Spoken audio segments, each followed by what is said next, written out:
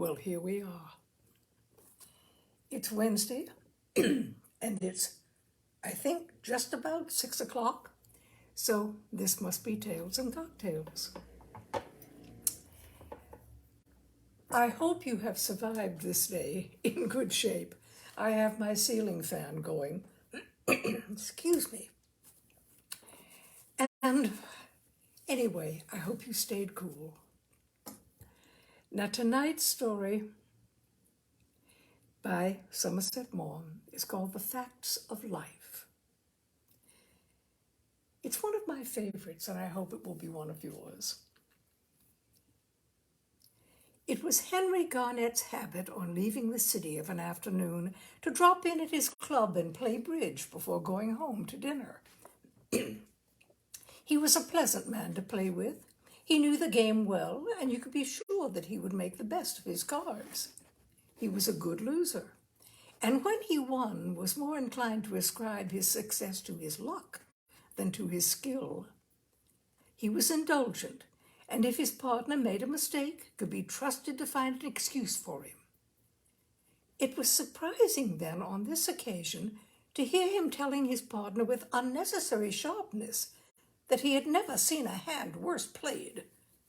And it was more surprising still to see him not only make a grave error himself, an error of which you would never have thought him capable, but when his partner, not unwilling to get a little of his own back, pointed it out, insisted against all reason and with considerable heat that he was perfectly right. Henry Garnett was a broker, a partner to a firm of repute, and it occurred to one of his old friends, the men he was playing with, that something had gone wrong with some stock he was interested in.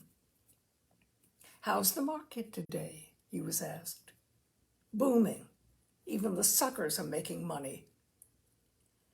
It was evident that stocks and shares had nothing to do with Henry Garnett's vexation, but something was the matter. That was evident too.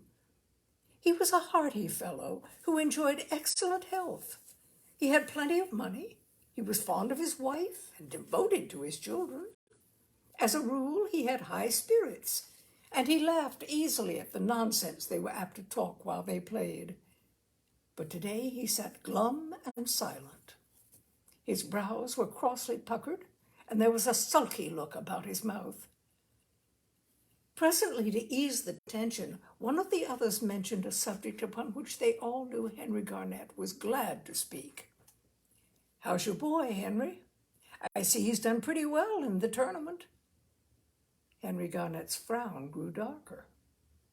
"He's done no better than I expected him to."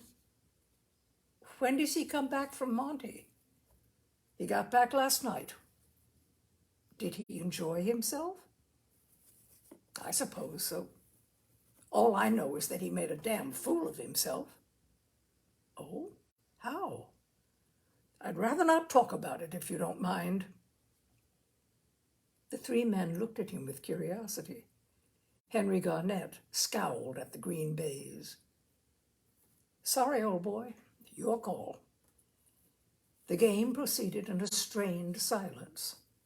Garnett got his bid, and when he played his card so badly that he went 3 down, not a word was said. Another rubble was begun, and in the second game Garnett denied a suit. "Having none?" his partner asked him. Garnett's irritability was such that he did not even reply, and when at the end of the hand it appeared that he had revoked, and that his revoke cost the rubber, it was not to be expected that his partner should let his carelessness go without remark.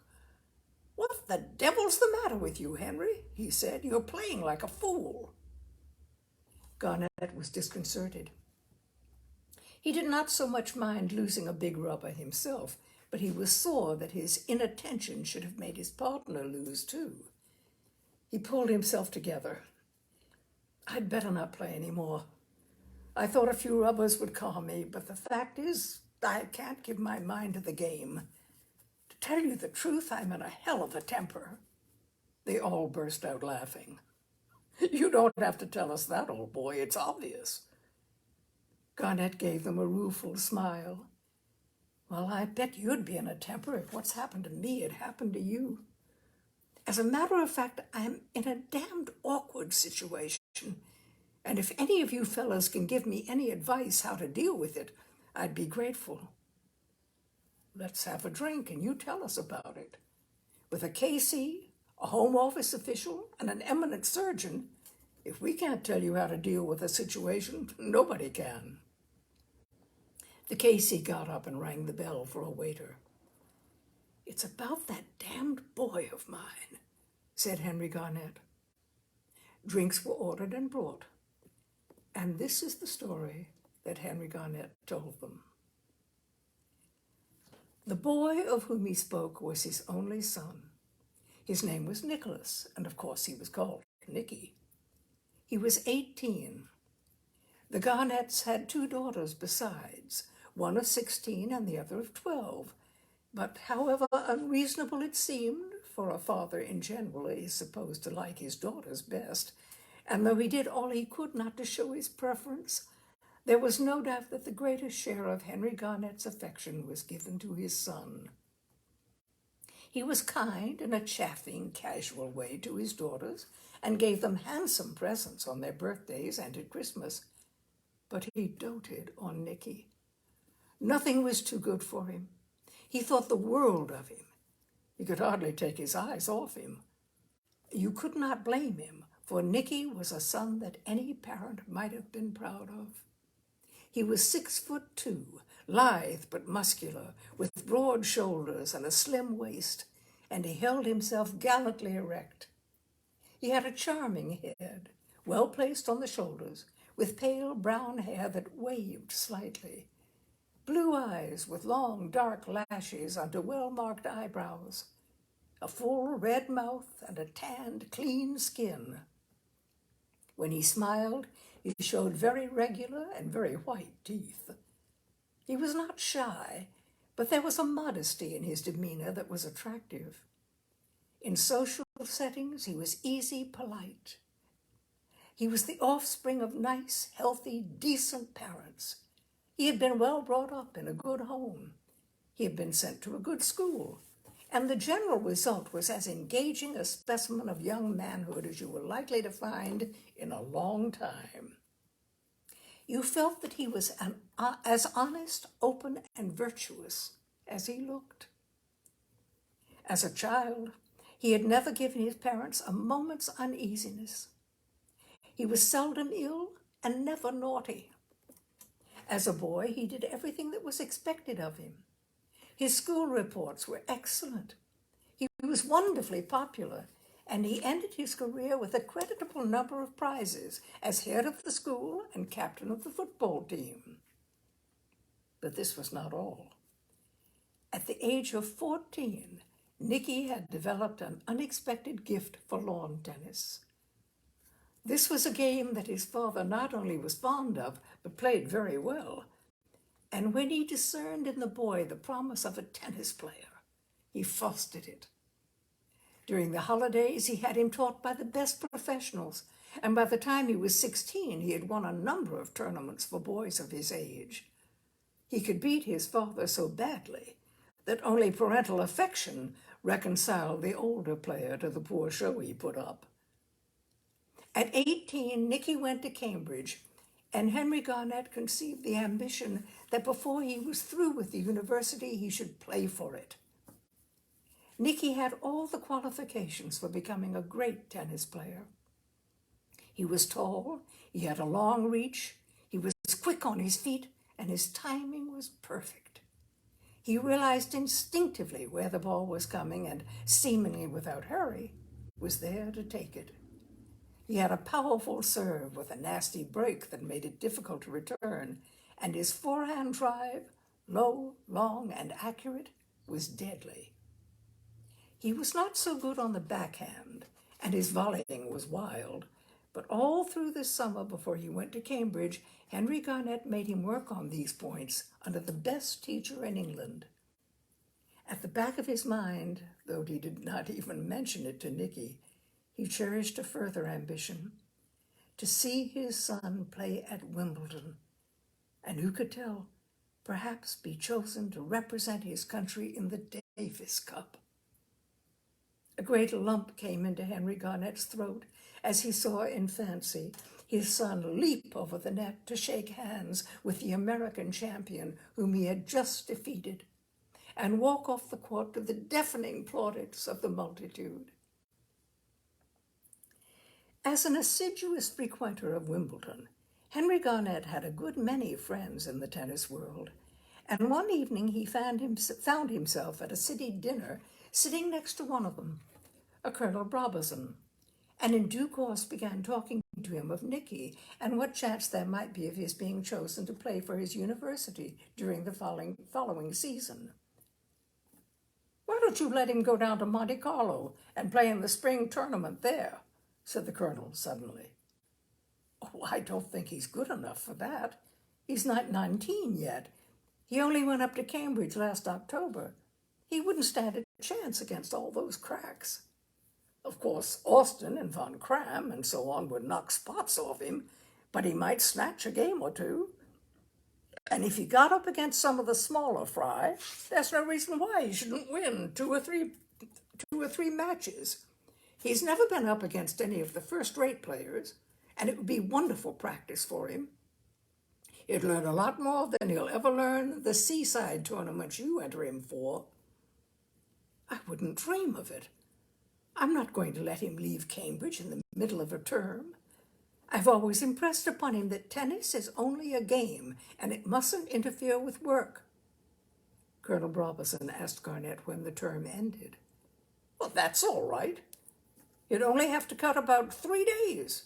Surely that could be arranged. You see, 2 of the men we were depending on have let us down, and we're in a hole. We want to send as good a team as we can. The Germans are sending their best players, and so are the Americans." "Nothing doing, old boy. In the first place, Nicky's not good enough. And secondly, I don't fancy the idea of sending a kid like that to Monte Carlo without someone to look after him. If I could get away myself, I might think of it, but that's out of the question." "I shall be there. I'm going as the non-playing captain of the English team. I'll keep an eye on him." "You'll be busy. And besides, it's not a responsibility I'd like to ask you to take. He's never been abroad in his life. And to tell you the truth, I shouldn't have a moment's peace all the time he was there." They left it at that, and presently Henry Garnett went home. He was so flattered by Colonel Brabazon's suggestion that he could not help telling his wife, "Fancy his thinking Nicky's as good as that. He told me he'd seen him play and his style was fine. He only wants more practice to get into the first flight. We shall see the kid playing in the semifinals at Wimbledon yet, old girl." To his surprise, Mrs. Garnett was not so much opposed to the notion as she would have expected. After all, the boy's 18. Nicky's never got into mischief yet, and there's no reason to suppose he will now. There's his work to be considered. Don't forget that. I think it would be a very bad precedent to let him cut the end of term. But what can 3 days matter? It seems a shame to rob him of a chance like that. I'm sure he'd jump at it if you asked him. Well, I'm not going to.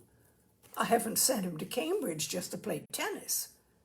I know he's steady, but it's silly to put temptation in his way. He's much too young to go to Monte Carlo by himself." "You say he won't have a chance against these crack players, but you can't tell." Henry Garnett sighed a little. On the way home in the car, it had struck him that Austin's health was uncertain, and that Von Cram had his off days. Supposing, just for the sake of argument, that Nicky had a bit of luck like that, then there would be no doubt that he would be chosen to play for Cambridge. But of course, that was all nonsense. "Nothing doing, my dear. I've made up my mind, and I'm not going to change it." Mrs. Garnett held her peace. But next day she wrote to Nicky, telling him what had happened, and suggested to him what she would do in his place if, wanting to go, he wished to get his father's consent. A day or two later, Henry Garnett received a letter from his son. He was bubbling over with excitement. He had seen his tutor, who was a tennis player himself, and the provost of his college, who happened to know Colonel Brobison, and no objection would be made to his leaving before the end of term. They both thought it an opportunity that shouldn't be missed. He didn't see what harm it could come to. And if only, just this once, his father would stretch a point, well, next term he promised faithfully he'd work like blazes. It was a very pretty letter. Mrs. Garnett watched her husband read it at the breakfast table. She was undisturbed by the frown on his face. He threw it over to her. "I don't know why you thought it necessary to tell Nicky something I told you in confidence. It's too bad of you. Now you've thoroughly unsettled him." "I'm sorry. I thought it would please him to know that Colonel Brobison had such a high opinion of him. I don't see why one should only tell people the disagreeable things that are said about them. Of course, I made it quite clear that there could be no question of his going. You've put me in an odious position. If there's anything I hate, it's for the boy to look upon me as a spoiled sport and a tyrant. Oh, he'll never do that. He may think you rather silly and unreasonable, but I'm sure he'll understand that it's only for his own good that you're being so unkind." "Christ," said Henry Garnett. His wife had a great inclination to laugh. She knew the battle was won. Dear, oh dear, how easy it was to get men to do what you wanted. For appearance sake, Henry Garnett held out for 48 hours, but then he yielded, and a fortnight later, Nicky came to London. He was to start for Monte Carlo next morning, and after dinner, when Mrs. Garnett and her elder daughter had left them, Henry took the opportunity to give his son some good advice. "I don't feel quite comfortable about letting you go off to a place like Monte Carlo at your age, practically by yourself," he finished. "But there it is, and I can only hope you'll be sensible. I don't want to play the heavy father, but there are 3 things especially that I want to warn you against. One is gambling. Don't gamble. The second is money. Don't lend anyone money. And the third is women. Don't have anything to do with women. If you don't do any of these 3 things, you can't come to much harm. So remember them all." "All right, Father," Nicky smiled. "That's my last word to you. I know the world pretty well, and believe me, my advice is sound. I won't forget it, I promise you." "That's a good chap. Now let's go and join the ladies."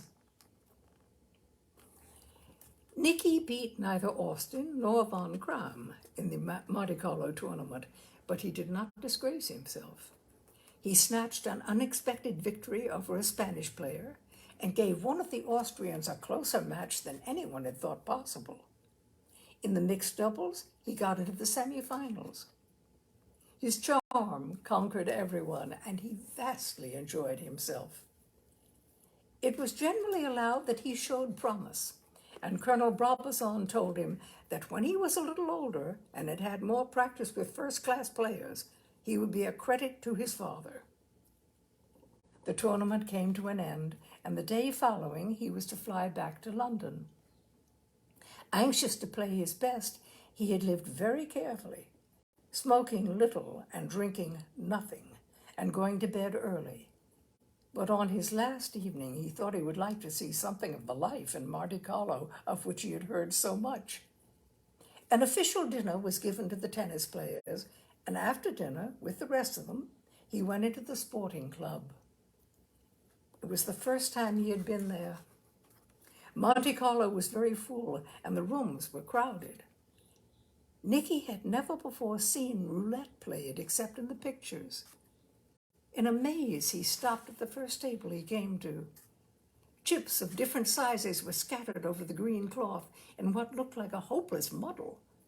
The croupier gave the wheel a sharp turn and with a flick threw in the little white ball. After what seemed an endless time, the ball stopped, and another croupier, with a broad, indifferent gesture, raked in the chips of those who had lost. Presently, Nicky wandered over to where they were playing 30-40, but he couldn't understand what it was all about, and he thought it dull. He saw a crowd in another room and sauntered in. A big game of baccarat was in progress, and he was immediately conscious of the tension. The players were protected from the thronging bystanders by a brass rail. They sat round the table, 9 on each side, with the dealer in the middle and the croupier facing him. Big money was changing hands. The dealer was a member of the Greek syndicate. Nicky looked at his impassive face. His eyes were watchful, but his expression never changed whether he won or lost. It was a terrifying, strangely impressive sight. It gave Nicky, who had been thriftily brought up, a peculiar thrill to see someone risk £1,000 on the turn of a card, and when he lost, make a little joke and laugh. It was all terribly exciting. An acquaintance came up to him. "Been doing any good?" he asked. "I haven't been playing." "Wise of you. Rotten game. Come and have a drink." "All right." While they were having it, Nicky told his friend that this was the first time he had ever been in the rooms. "Oh, but you must have one little flutter before you go. It's idiotic to leave money without having tried your luck. After all, it won't hurt you to lose 100 francs or so." "I don't suppose it will, but my father wasn't any too keen on my coming at all, and one of the 3 things he particularly advised me not to do was to gamble." But when Nicky left his companion, he strolled back to one of the tables where they were playing roulette. He stood for a while looking at the loser's money being raked in by the croupier, and the money that was won paid out to the winners. It was impossible to deny that it was thrilling. His friend was right. It did seem silly to leave Monty without putting something on the table just once. It would be an experience. And at his age, you had to have all the experience you could get. He reflected that he hadn't promised his father not to gamble. He had promised him not to forget his advice. It wasn't quite the same, was it? He took a 100-franc note out of his pocket and rather shyly put it on number 18. He chose it because that was his age. With a wildly beating heart, he watched the wheel turn. The little white ball whizzed about like a small demon of mischief. The wheel went round more slowly. The little white ball hesitated. It seemed about to stop. It went on again. Nicky could hardly believe his eyes when it fell into number 18. A lot of chips were passed over to him, and his hands trembled as he took them. It seemed to amount to a lot of money. He was so confused that he never thought of putting anything on the following round. In fact, he had no intention of playing any more. Once was enough. And he was surprised when 18 again came up.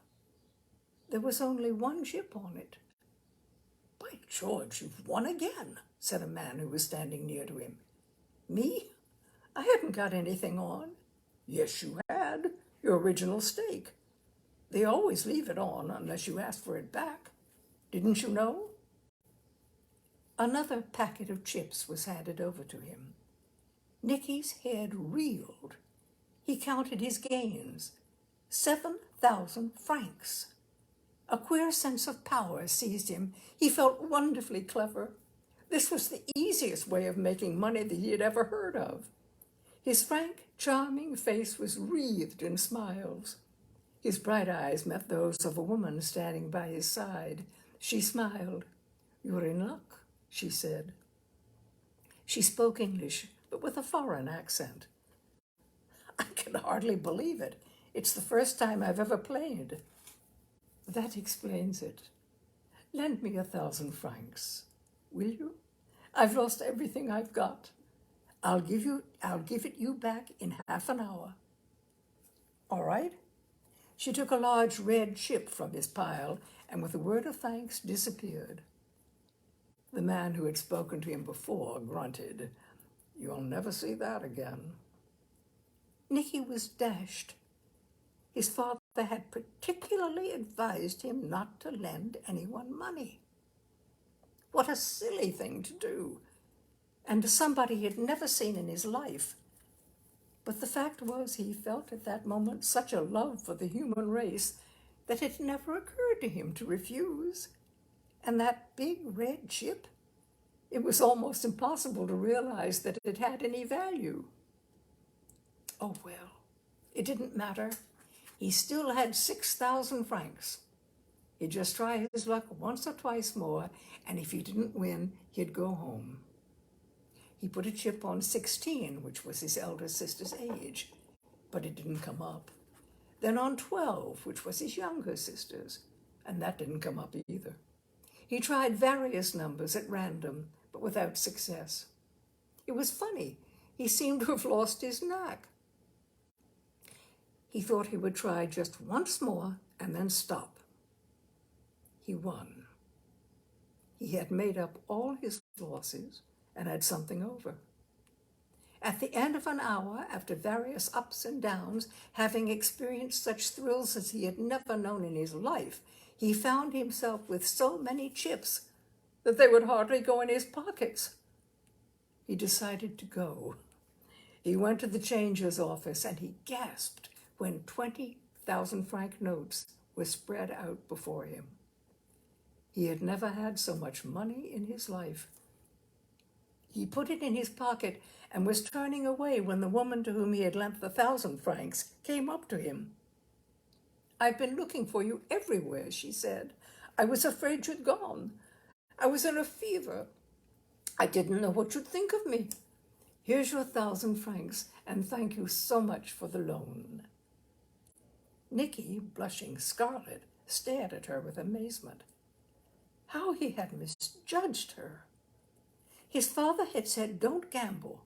Well, he had, and he'd made 20,000 francs. And his father had said, "Don't lend anyone money." Well, he had. He'd lent quite a lot to a total stranger, and she'd returned it. The fact was that he wasn't nearly such a fool as his father thought. He'd had an instinct that he could lend her the money with safety, and you see, his instinct was right. But he was so obviously taken aback that the little lady was forced to laugh. "What is the matter with you?" she asked. "To tell you the truth, I never expected to see the money back." "What did you take me for? Did you think I was a cocotte?" Nicky reddened to the roots of his wavy hair. "No, of course not." "Do I look like one?" "Not a bit." She was dressed very quietly in black, with a string of gold beads round her neck. Her simple frock showed off a neat, slight figure. She had a pretty little face and a trim head. She was made up, but not excessively, and Nicky supposed that she was not more than 3 or 4 years older than himself. She gave him a friendly smile. "My husband is in the administration in Morocco, and I've come to Monte Carlo for a few weeks because he thought I wanted a change." "I was just going," said Nicky, because he couldn't think of anything else to say. "Already? Well, I've got to get up early tomorrow. I'm going back to London by air." "Of course. The tournament ended today, didn't it? I saw you play, you know, 2 or 3 times." "Did you? I don't know why you should have noticed me. You've got a beautiful style, and you look very sweet in your shorts." Nicky was not an immodest youth, But it did cross his mind that perhaps she had borrowed that 1,000 francs in order to scrape acquaintance with him. "Do you ever go to the Knickerbocker?" she asked. "No, I never have." "Oh, but you mustn't leave Monte Carlo without having been there. Why don't you come and dance a little? To tell you the truth, I'm starving with hunger, and I should adore some bacon and eggs." Nicky remembered his father's advice not to have anything to do with women, but this was different. You had only to look at the pretty little thing to know at once that she was perfectly respectable. Her husband was in what corresponded, he supposed, to the civil service. His father and mother had friends who were civil servants, and they and their wives sometimes came to dinner.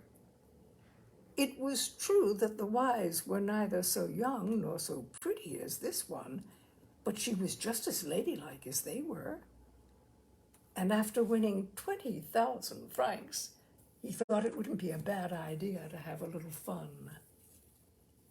"I'd love to go with you," he said, "but you won't mind if I don't stay very long. I've left instructions at my hotel that I'm to be called at 7. We'll leave as soon as ever you like."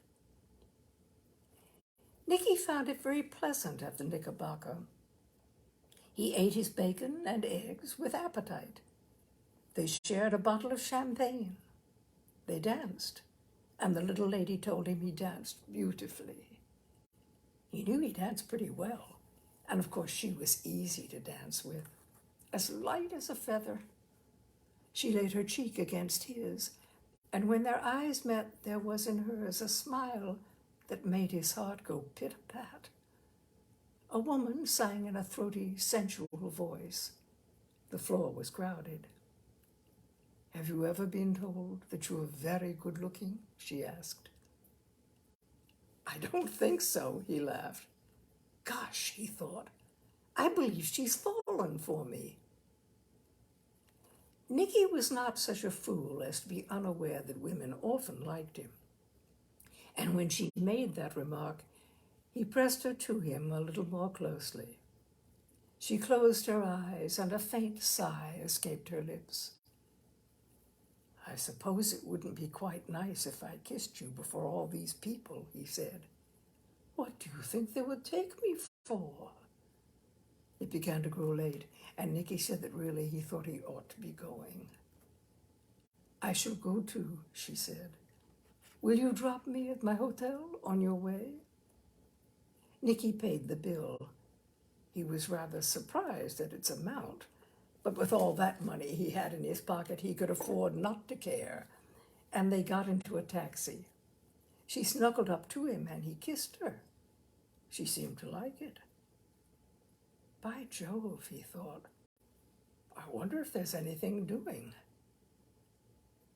It was true that she was a married woman, but her husband was in Morocco, and it certainly did look as if she'd fallen for him, good and proper.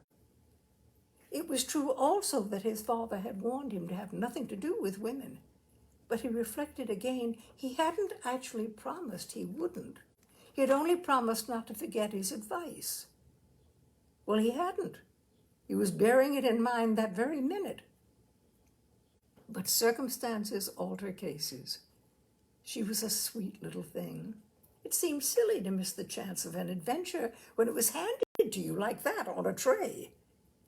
When they reached the hotel, he paid off the taxi. "I'll walk home," he said. "The air will do me good after the stuffy atmosphere of that place." "Come up a moment," she said. "I'd like to show you the photo of my little boy." "Oh, have you a little boy?" he exclaimed, a trifle dashed. "Yes, a sweet little boy." He walked upstairs after her. He didn't in the least want to see the photograph of her little boy, but he thought it only civil to pretend that he did. He was afraid he'd made a fool of himself. It occurred to him that she was taking him up to look at the photograph in order to show him in a nice way that he had made a mistake. He had told her he was 18. "I suppose she thinks I'm just a kid." He began to wish he hadn't spent all that money on champagne at the nightclub. But she didn't show him the photograph of her little boy after all. They had no sooner got into her room than she turned to him, flung her arms round his neck, and kissed him full on the lips. He had never in all his life been kissed as passionately. "Darling," she said. For a brief moment, his father's advice once more crossed Nicky's mind, and then he forgot it. Nicky was a light sleeper, and the least sound was apt to wake him. 2 or 3 hours later he awoke, and for a moment could not imagine where he was.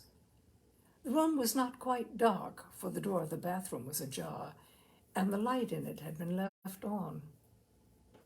Suddenly he was conscious that someone was moving about the room. Then he remembered.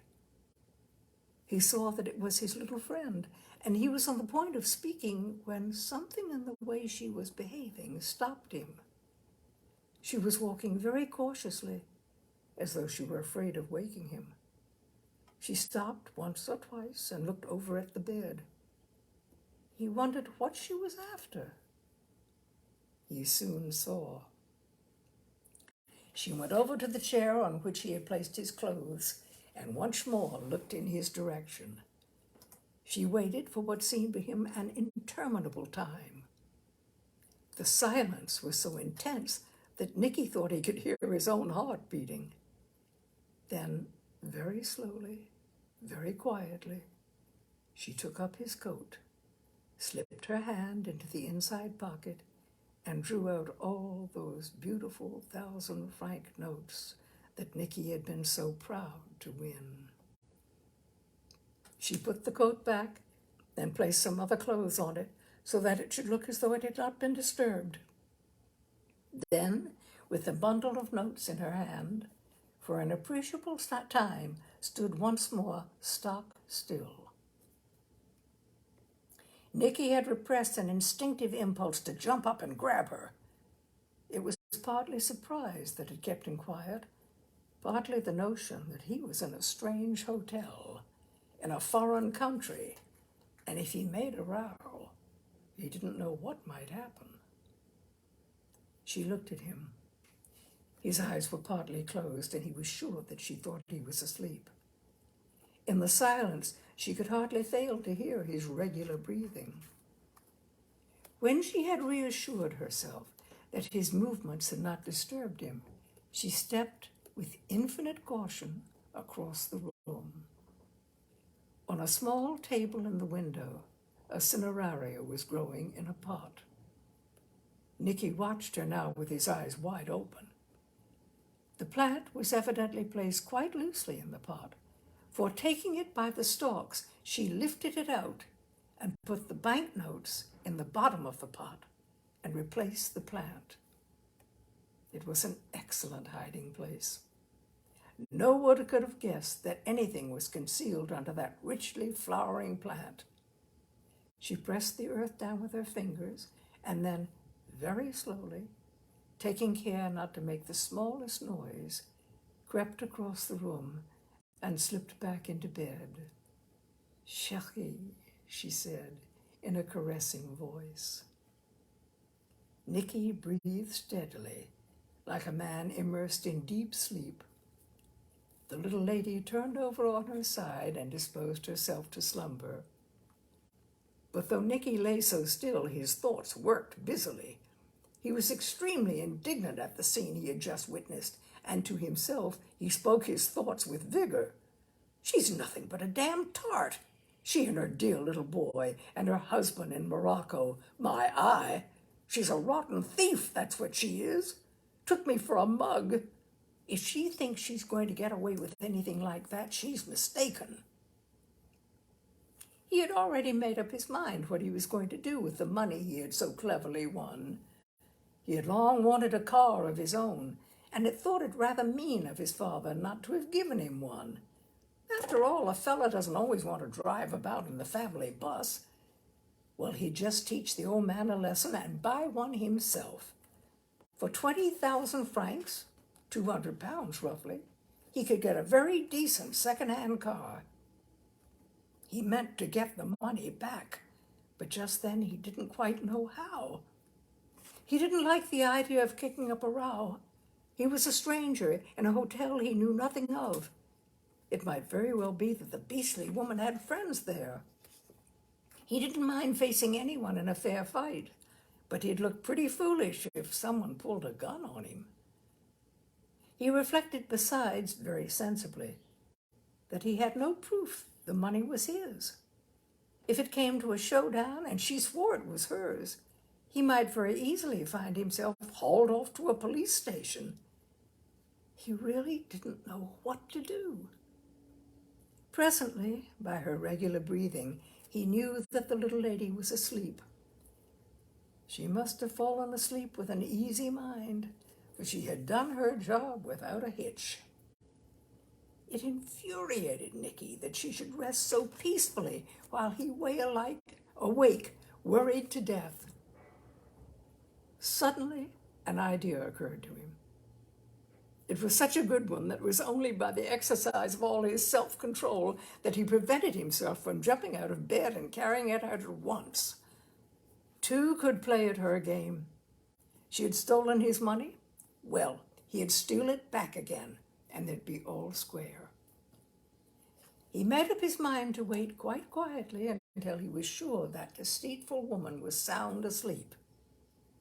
He waited for what seemed to him a very long time. She did not stir.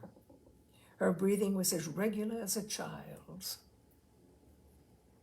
"Darling," he said at last.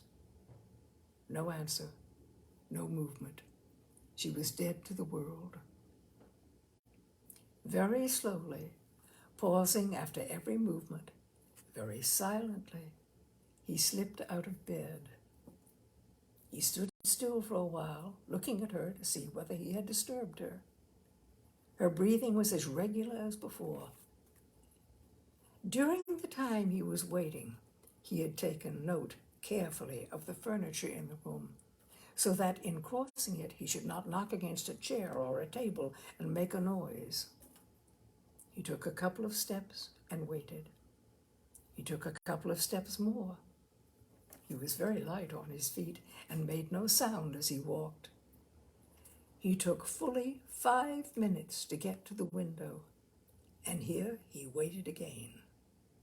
He started, for the bed slightly creaked, but it was only because the sleeper turned in her sleep. He forced himself to wait till he had counted 100. She was sleeping like a log. With infinite care, he seized the cineraria by the stalks and gently pulled it out of the pot. He put his other hand in. His heart beat 19 to the dozen as his fingers touched the notes. His hand closed on them, and he slowly drew them out. He replaced the plant, and in his turn carefully pressed down the earth. While he was doing all this, he had kept one eye on the form lying in the bed. It remained still. After another pause, he crept softly to the chair on which his clothes were lying. He first put the bundle of notes in his coat pocket and then proceeded to dress. It took him a good quarter of an hour because he could afford to make no sound.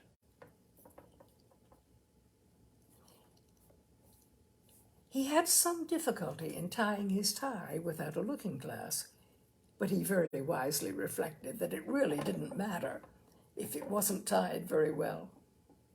His spirits were rising. The whole thing now began to seem rather a lark. At length he was completely dressed except for his shoes, which he took in his hand. He thought he would put them on when he got into the passage. Now he had to cross the room to get to the door. He reached it so quietly that he could not have disturbed the lightest sleeper. But the door had to be unlocked. He turned the key very slowly. It creaked. "Who's that?" The little woman suddenly sat up in bed.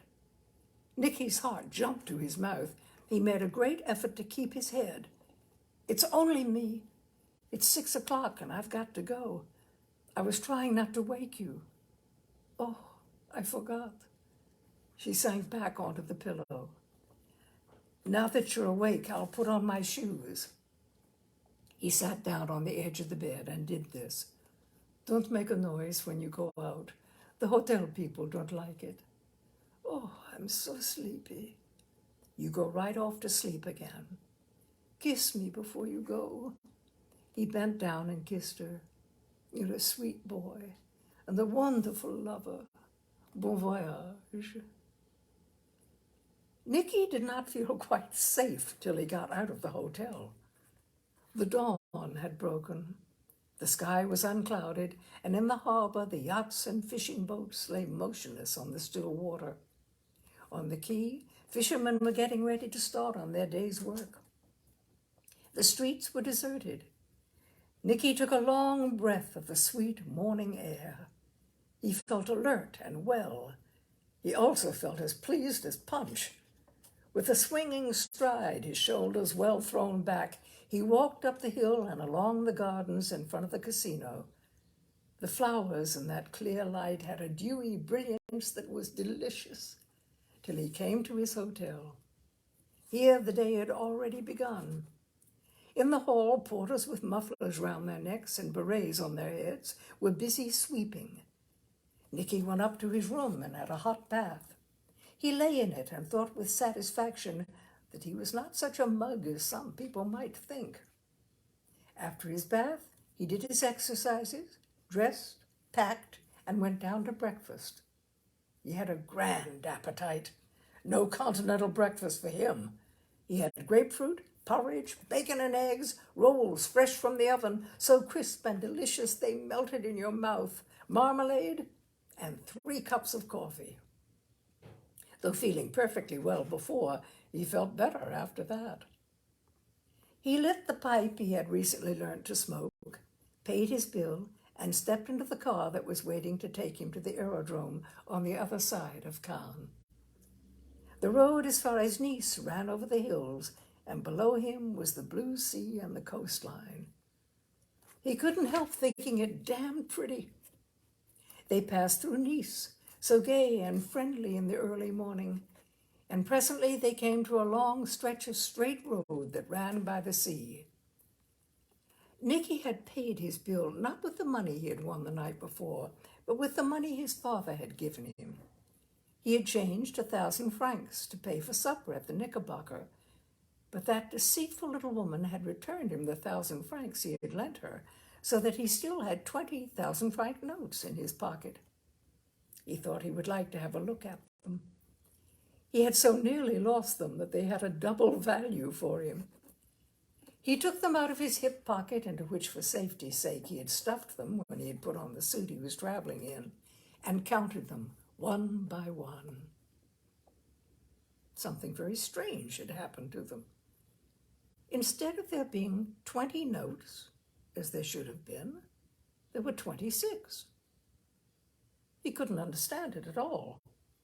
He counted them twice more. There was no doubt about it. Somehow or other, he had 26,000 francs instead of the 20 he should have had. He couldn't make it out. He asked himself if it was possible that he had won more at the sporting club than he had realized. But no, that was out of the question.